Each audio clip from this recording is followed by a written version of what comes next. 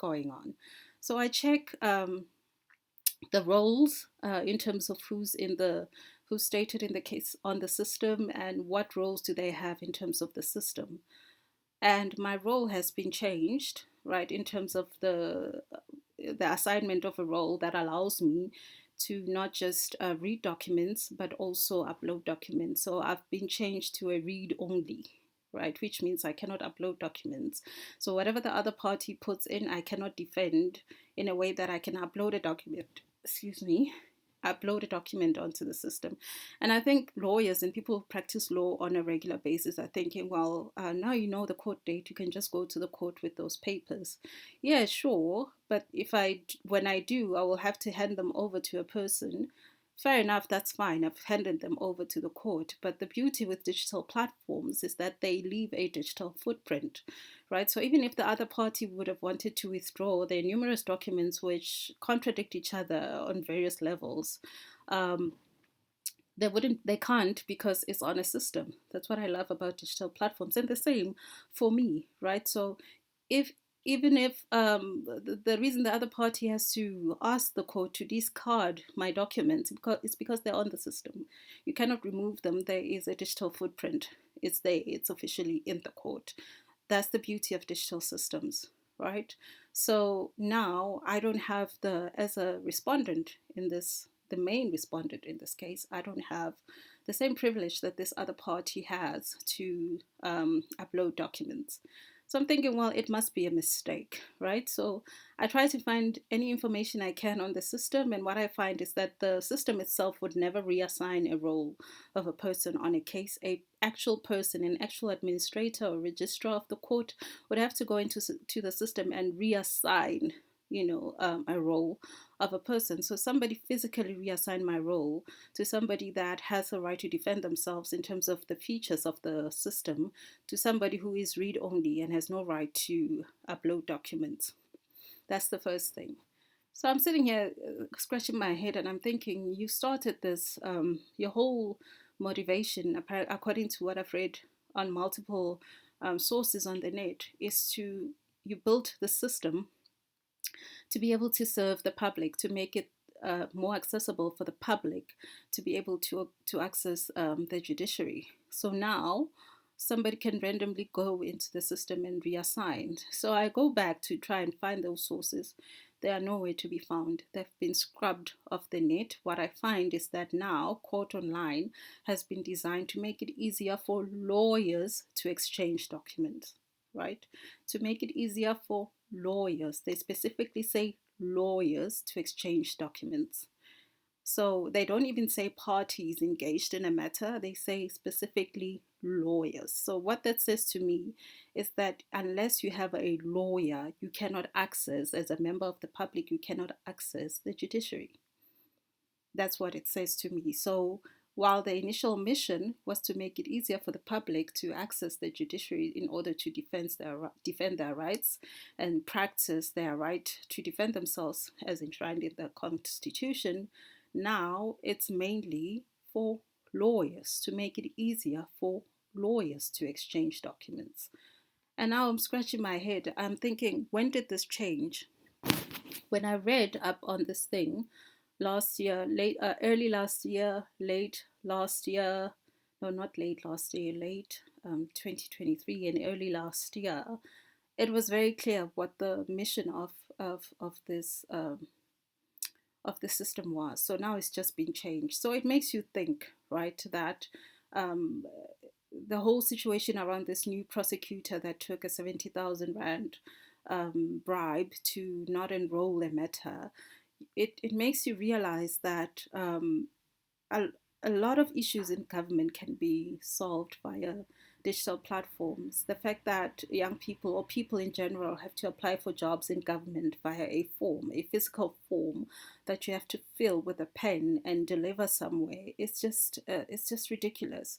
The fact that people applying for tenders for government contracts have to print actual documents and have them delivered to a specific location, it makes you think that maybe, just maybe, it's not that the government needs help to leverage digital technology to make things easier. Maybe the desire is not there because with digital platforms, You cannot have a third party that goes into in the middle and changes the fate of a matter because they've got some powers within the process, to disenfranchise one party in favor of another, for a few cents in their pocket, right? And that goes for government procurement processes and supply chain processes. Is all that was automated via digital systems, a lot of the corrupt issues would be eliminated automatically. So it makes you realize that a lot of these things are not happening not because government doesn't know how to do them. A lot of these things are not happening because the parties involved in those processes do not have the desire to put those in place, because it would make, their financial situations difficult, right? Because they're getting multiple. They found a way to earn multiple sources of to earn multiple incomes and create multiple sources of income, because they can get an income from the government getting paid for doing their job, and then can get an income from the parties involved in matters for them to do certain things. I mean, you've heard of people having to pay bribes to get their invoices paid on time while doing work for the government. That's how far down we are.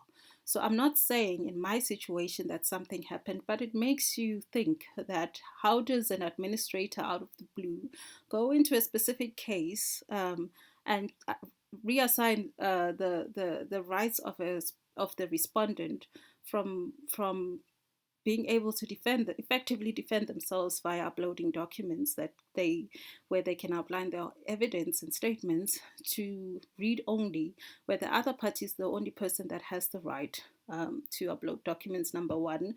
Number two, such that the respondent can't even get notifications from the systems in terms of what the other party is doing, the documents that the other party is doing. And at that same time, that other party is not serving those documents to the respondent. So it paints a picture of what might be happening, right? And that's what we're facing in this country. Somebody can just decide, wake up one morning and decided they're going to, I don't know, for whatever reason, maybe because they were not financially prudent and now they're retired and their takings are not enough to leave a healthy inheritance for their children. They're going to go around trying to wrangle assets from other people, and they're going to use whatever connections they've got to be able to circumvent the process, to make it impossible for those people to defend themselves. That's what the situation looks like, and that's where we are as a country.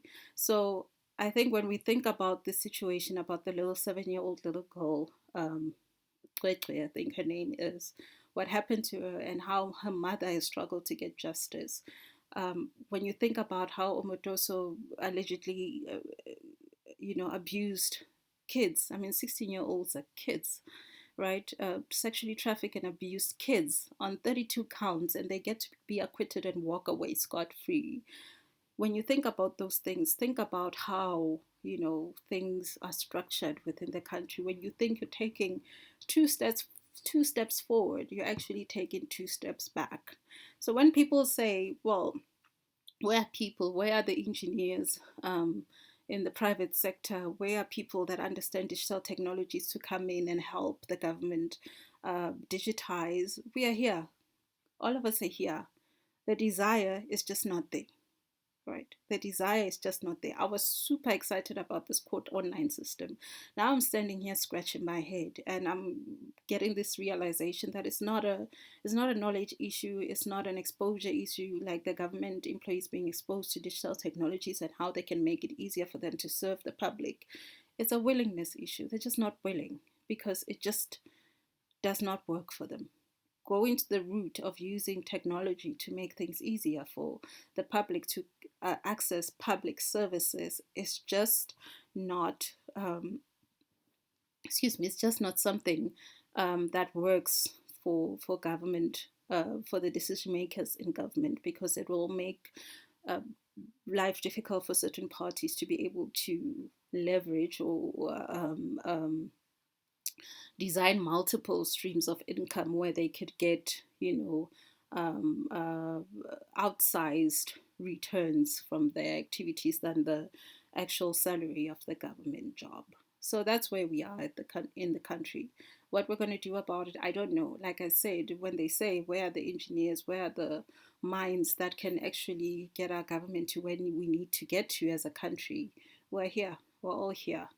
But everything that we can talk about for IR and digital technologies and IoT and smart cities and smart metering and smart account management and all of this, we can talk about all of that stuff. Uh, we know how to do it. Technology has advanced to great levels. Even with this court online system, you may argue, well, the layman doesn't know how to argue a case. Well, there are AI systems, albeit for South African law, there aren't very many open systems that can allow the public to structure a case and help them structure their arguments, but they're coming. They're coming. Technology is advanced. DeepSeek is an open platform that is very accessible and very cheap. Anybody can build applications that can serve the public. Those things will be there. So you need the government to complement those things for them to be able to work with digitizing the entire environment so that it can serve the public. But if the willingness is not there, it's just not there. And I guess that's where we're at.